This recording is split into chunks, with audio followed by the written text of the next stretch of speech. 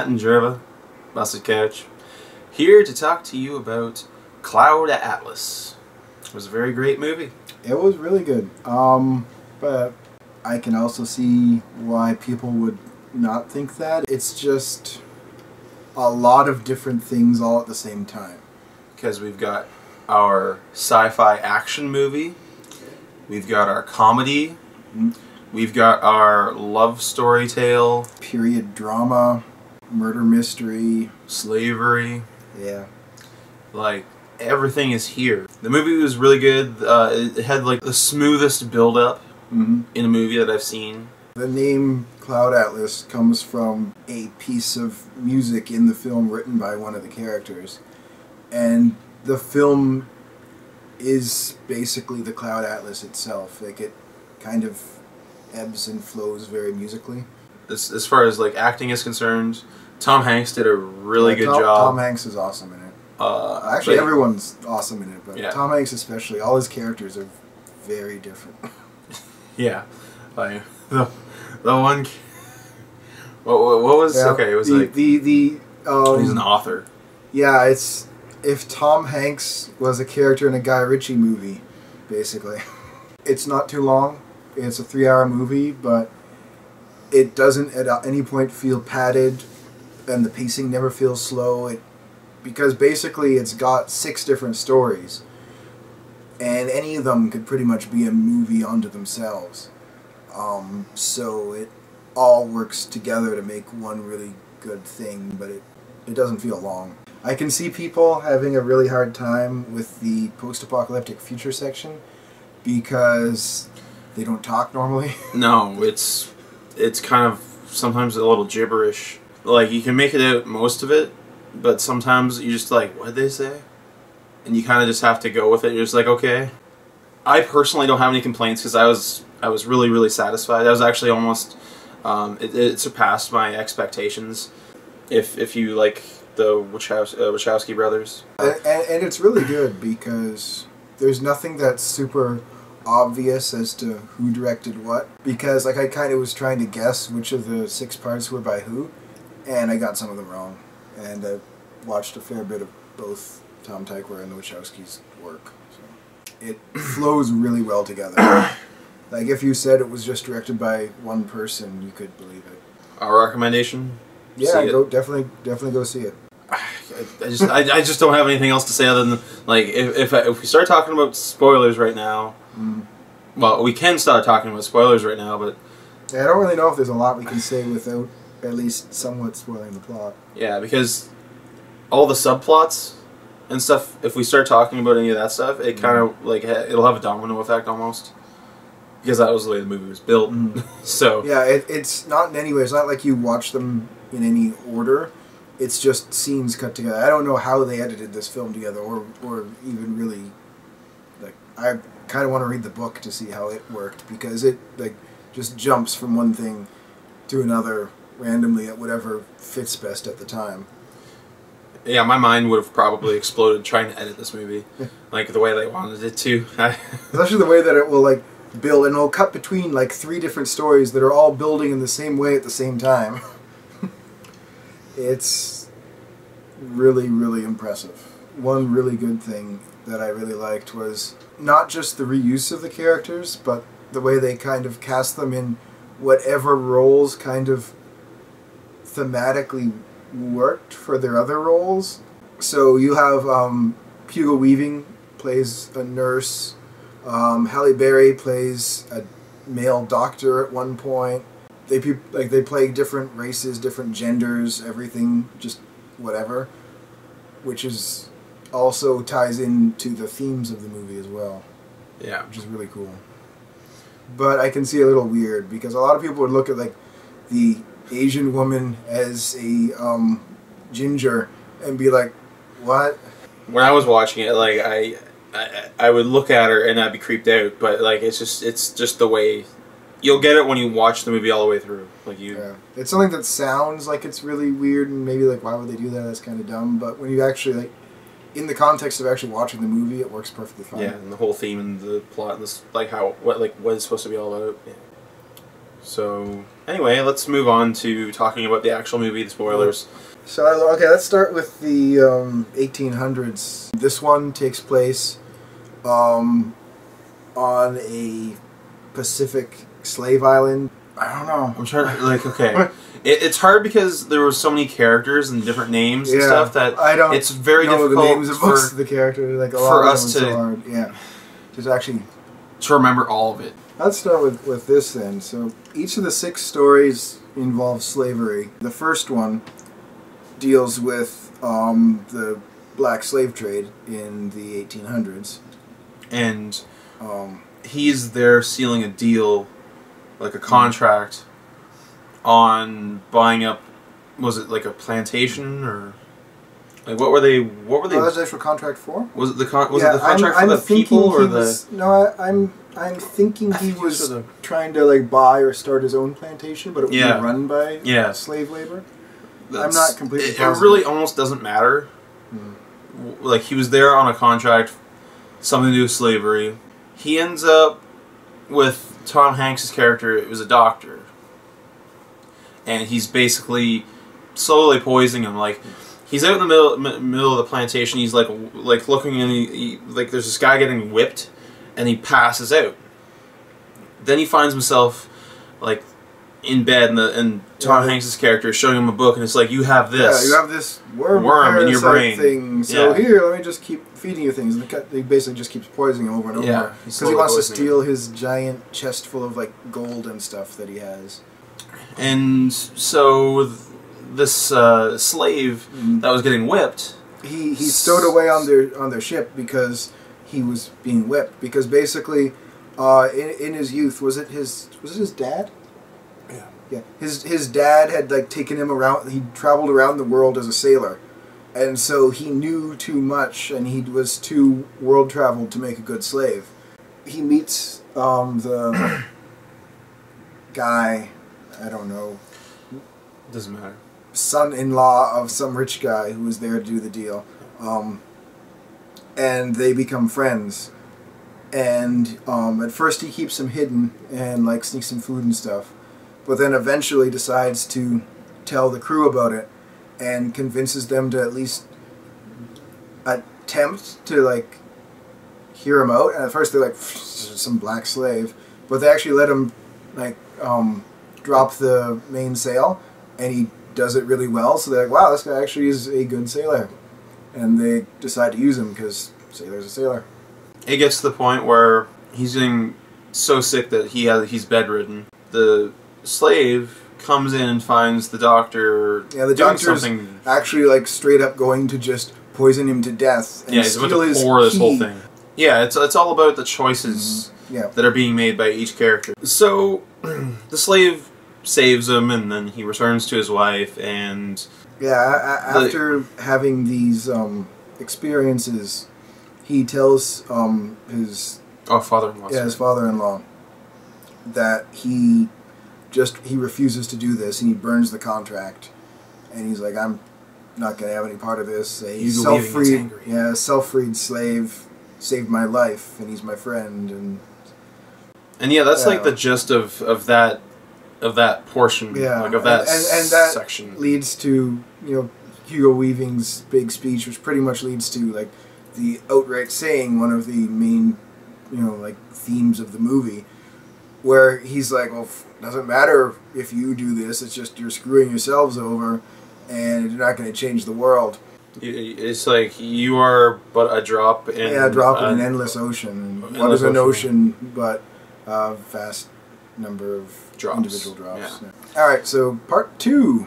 In the 1930s, it's mainly told in letters that the guy who actually writes the Cloud Atlas sends to his boyfriend, who he left Cambridge. He was kind of like a grifter and a gigolo, and he left to basically the greatest living composer who's old now and hasn't done anything in years. He's going to be his apprentice. They actually, they seem to be working fine together, and they're coming up with stuff, and they're coming up with a great new symphony or Concerto or what, I don't know, they wrote something. Basically, he's been working on the actual Cloud Atlas itself, basically on his own time. The composer hears it and he's like, oh my god, that's amazing. And so basically he's immediately being like, well, yes, but some of it, I mean, this is because you got ideas from me, so really it's either yours or mine, it's kind of ours. And he's like, no, this is mine, I wrote it. And pretty much what he ends up in is basically indentured servitude to this guy, where he's threatening to, out him as this, this horrible backstory he has of having been like a gay prostitute and everything. And therefore, it's like, it wouldn't matter what kind of beautiful symphony you wrote, because of that, no one would ever hear it or play it, and they'd hate you.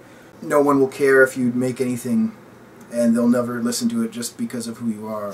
This is all after he's made a pass at him. Yeah. Yeah, and then it goes on to him basically, like, thinking out a way of, like, getting out of there. He goes and steals a Luger, and she's in the middle of packing, and then the old composer comes in. He's like, I told you can't leave. Yeah, and so he pulls out the Luger. He's like, no, I'm leaving. He's like, you're not gonna shoot me. None of your kind have the courage to do such a thing. Bam. Yeah, the case. Yeah, but then he actually does shoot him. Yep. And then that guy ends up being like fine. He lives through it, and the guy runs away. But he's now wanted by the police because the composer's super angry at him. And Tom Hanks is the clerk for his hotel. Yeah, who in exchange for being paid off, told the cops, no one's up there, no one's in there, because he kind of figured out who the guy was. He's like, I can just make some money out of this. He finishes the Cloud Atlas, and then kills himself. He shoots himself in the mouth with the gun. This also ties back into the themes, is that basically because of the vindictive composer, he knows no one will really ever hear his work, but he believes he'll have whatever happens in the next life, whatever happens after death. He thinks basically there's something after death is what he thinks. So he's like, yeah, I'm just going there now then. Might as well, because the rest of his life is probably going to be just ass, pretty much. And that's a really quick rundown of that story. Yep. And it leads directly into the next story, which is the only one that has the same character actually appearing in it, is the boyfriend, who he wrote all the letters to, is a 60, 70-year-old guy in the next story, which takes place in the 70s. And he's a scientist working for this nuclear energy company that's about to open up one of the first nuclear reactors to be the new alternative to oil. This is the actual murder mystery story, because fairly early on, Halle Berry's a reporter, and she meets him, and then finally he decides no, he's going to come clean because he has some secret report that he did or someone did and he knows about or whatever, that says the reactor's not going to work. It has major problems. And he's killed because of that report. He calls her up in the middle of the night, wakes her up. She goes to the hotel where he is, and basically just before she gets there, an assassin that's hired by the company kills this guy before he can disclose anything to her. But his corpse had fallen on, his corpse had fallen on the bed and covered up some evidence that the assassin didn't see, so he couldn't cover it up. Yeah, it covered up all of his letters from the composer. Yeah. From the second story. So that allows her to find out some stuff about the character. Hugh Grant is the owner of this company who's running the thing. He's actually working for the oil companies because he knows about this report that they're trying to cover up about how it's not going to work. He wants it to, basically it's it's pretty much 3 Mile Island, but in this version it's was done on purpose by the oil companies to make people afraid of nuclear power, so that they'll stick with oil, so that the oil companies can keep making money. That's really about it. Yeah, it ties into a bunch of the other themes. It ties into the romance theme. It ties into other stuff. And Tom Hanks is in there, and he's a scientist with the company, and it all ties into the overall theme that like all these characters are just like one life after another, like one. Yeah, because he meets Halle Berry, and they basically instantly like fall in love, but then he dies like that same day in a plane bomb. And then in the sixth story, finally they actually get to be together. So yeah, that about covers up the 70s. Yep. Now we're in current time. Yeah, the 2012. storyline in 2012. The comedy. Yep. It's the main character is a publisher who's broke, and he published the autobiography of this crazy. What was his name? I don't know, but he made a book called Knuckle Sandwich. Yep. He is a like Jason Statham in a Guy Ritchie movie version of Tom Hanks with like scars all over and a shaved head and everything.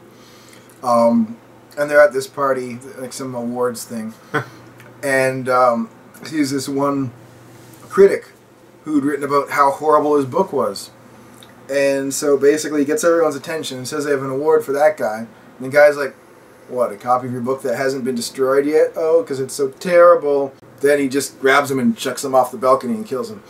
Yeah, and it's great because then he just orders some tequila, and because of that, his book sells really well. Yep. But he goes to jail. Yeah, obviously. and for a while, the publisher, he's all happy and he's making money. He's making money finally. He's actually successful. And then three of Tom Hanks' goons show up, and like it was like, where's his money? Why isn't he getting any money? He's trying to explain. He's like, he signed over the rights. That's the contract that he signed. And they're like, we don't care about no contract. Give us the money. So he's then basically desperately trying to come up with £50,000 to give them. And I find it funny, like later on, how he kept going around asking people for 60,000. Yeah. Yeah, because like no one will listen to his calls and everything. And then like he tries to sell his desk, saying it was Charles Dickens' writing desk. And they're like, Charles Dickens' writing desk has been accounted for. He's like, I see. What about Sir Arthur Conan Doyle's writing desk? We have to hang up on him. Click. And then he goes to his brother, who's actually seems to be fairly well off. Immediately before he even asks for anything, he's like, we're not giving you any more money. You only come here to ask for money. Leave. And then he does ask for money. He's like, please, I really need it this time. He's like, okay, I'll get you some money, but until then, I've got a place you can lie low.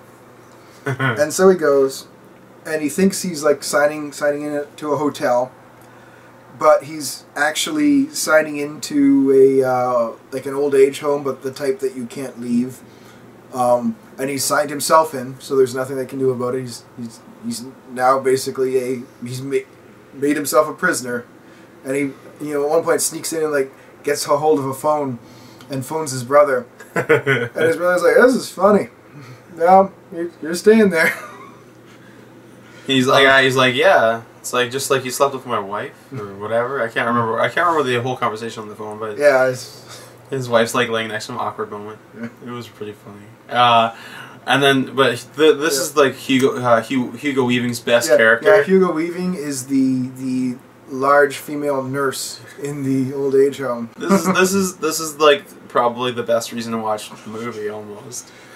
And then it's basically he teams up with some of the other old people to plan a jailbreak to escape from the old age home, and that's pretty funny. Yeah, I know. Yeah, there's not really a lot to say other than it's awesome. All the characters are awesome, and it ends in a bar fight. But there's also some really good references. The Soylent Green. Yeah, Soylent Green.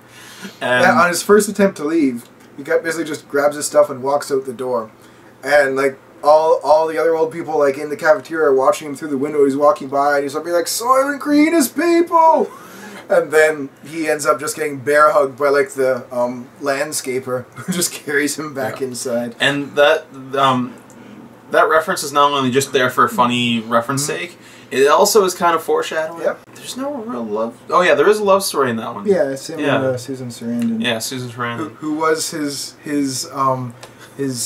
only true love, who he'd kind of lost touch with after they were having sex, and his parents walked in and caught them. And so he like hops out of bed and grabs the first thing he can find to cover himself, which is a cat. Cat. So he's standing there with a screaming cat, being like, "I assure you!" And then the cat turns around and starts clawing at him, and he screams, chucks the cat, and falls out of a window. Yep. And on the incident report, the incident report is like reason for injury, and there was only one single word put there: pussy. Story number 5. 5 is 2144 or something like that in Neo Seoul in Korea. The main character this time is basically a replicant who works as a server in a restaurant, and basically their only life is they like sleep in like little coffin things, and they just like slide out, they wake up, they go to work, they come back, they sleep until and that's all they do. And there's a whole movement. I don't know if it's global, but there is a civil war. The purebloods. Yep. Whoever's in charge, they only speak English. They don't let people speak any other languages. It's illegal to do so. It's like the Unificants or something. Anyway, it's basically about homogenization of humanity. And this is the action one, because there's all sorts of gunfights and chase scenes and explosions in this one. Like, I don't know whether they were just trying to make everyone like Asian. Everyone had like these weird rounded upper eyelids that didn't seem to have any lashes, and then very thin eyebrows, and like a weird brow. But everyone in that was genetically modified, though, and like they had implants and all this. So, like, it's pretty close to being it's pretty much like almost a cyberpunk environment. The other ones are pretty much in chronological order, except for the 5th one, which is largely told after pretty much all of it is done, in flashbacks after the main character, she's been captured and she's being interrogated. The interview's going on, and she's basically telling the interrogator what happened. Yeah. Like, because he's just like, I want your version of the truth. Yeah, and what it ends up being is not just that she escapes from her robot slave life as a server and everything, but the leader of the resistance movement has her taken to see this place, and basically all of the like bioengineered people have these little metal explosive like battle royale collars around their neck, so that if they do anything crazy or whatever, the owner can just be like beep and blow up their artery and they die. But every year they get a little star stamped on it, and once they hit 12 stars, it's like a celebration ceremony, because they've finished their working and they get to go off to what it turns out is a processing plant where they're murdered and then turned into food for the ones that are still alive. This part of the movie reminded me actually quite a bit of The Island.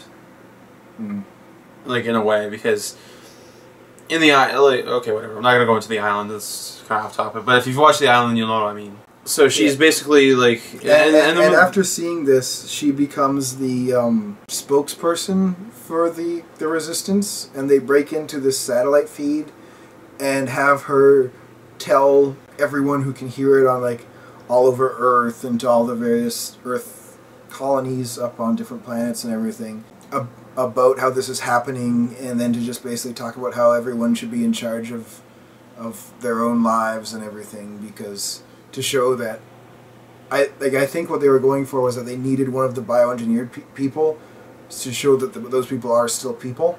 Yeah, it's like showing that they are human. They can think for themselves. They have feelings. They have emotions, thoughts. They can do everything that anyone else can. Yeah.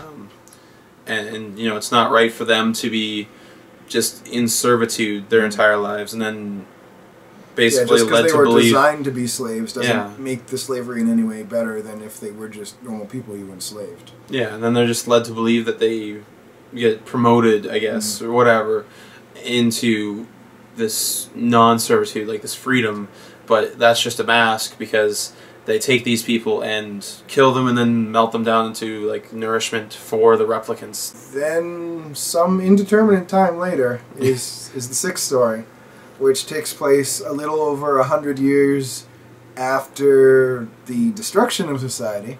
It's very... I guess the closest thing would be Doomsday? Yeah, okay, no, Doomsday. Yeah, I guess that fits. Yeah, like the actual how it was in Scotland, part of Doomsday. There is no England in this case. The whole world is Scotland. Yeah. This only works if you've seen Doomsday, otherwise you have no idea what we're talking about. No. Because Mad Max isn't really apt, because there's no vehicles of any kind. Well, there are, but not on the island where they are. Well, that's true. There's the hover ships. There's the people who are on the hover ship. Yeah. Yeah. Like, there's still, like, a portion of society that's still advanced and stuff that are left over from before the destruction. But they're few and they're dying off. Basically, this island holds the key to them sending a signal off to the other colonies, I guess, in the stars. Yeah, it's where the same satellite dish that the rebels took over in the 5th story to send their thing. And so they need to go on a trek there to hopefully be able to send off some sort of SOS, and hopefully they don't even know if there are still anyone on the colonies, but if there is, maybe they can come and save them. Yeah, and Halle Berry shows up in her ship and goes to this village where Tom Hanks is, and he's basically like a goat herder or whatever. And he keeps seeing Satan talking to him. Yeah, who is a creepy, like green-skinned, almost Hugo Weaving, with long black fingernails and a top hat. Yeah, like goblin, Mad Hatter kind of deal. He's really creepy, but he does a really amazing job in that.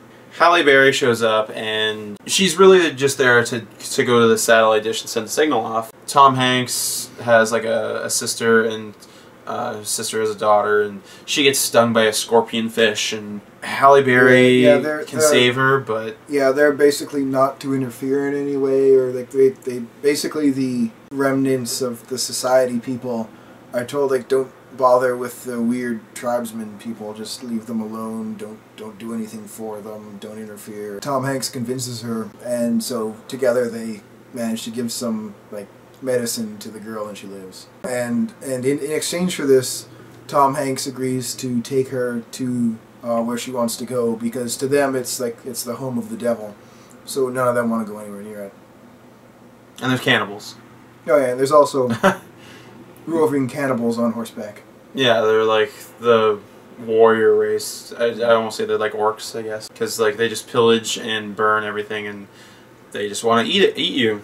So they finally get up to the satellite, and Halle Berry, like the people in the village are led to believe that she was like the slave girl, the replicant from the time period before, was like basically a deity, like a goddess. And Halle Berry, like, and Hugo Weaving's character, like this evil demon devil thing, is trying to convince him the whole time, like he's like the devil on his shoulder, trying to convince him that she is bad, kill her, don't help her, you know, whatever. And he keeps resisting it because he loves her. Like, this is the whole ongoing, like, characters loving each other kind of deal. Basically, she gets the signal off, they get back, the town's been ransacked by these evil cannibals, and yeah, then the other people picked him up, and happy ending. Every story is referenced in the other story. Like, the replicant is worshipped as a god in the final story. In her story, she sees, like, TV movie version of the publisher's story. In the publisher's story, at one point, he's looking at a manuscript for a mystery written by the reporter from the 70s story, who's looking at the letters from the 30s story. And the guy... the guy was reading the book based on the like journal of the guy who went on the trip in the 1800s story. Yeah. Cloud Atlas, the actual music was really well done. I really loved it. And as well as the movie. As we keep saying, we can understand why someone wouldn't like this movie. I can see the reasoning behind it, but personally I thought it was really good. Yeah. It's in my top. It's not quite as good as Looper, but it's up there. Yeah, for me, like, my list right now probably goes Looper, Avengers, Cloud Atlas, and then Dredd.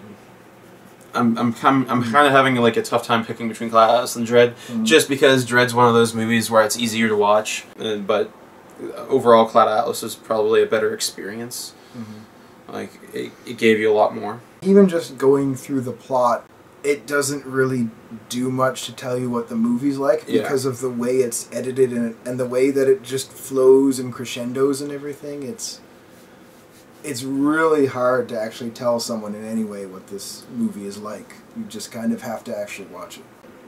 That about does it for Cloud Atlas. As we said, both of us, go watch it. So anyway, thanks for watching. I'm Matt. This is Jerva with the Bussy Couch. See you again.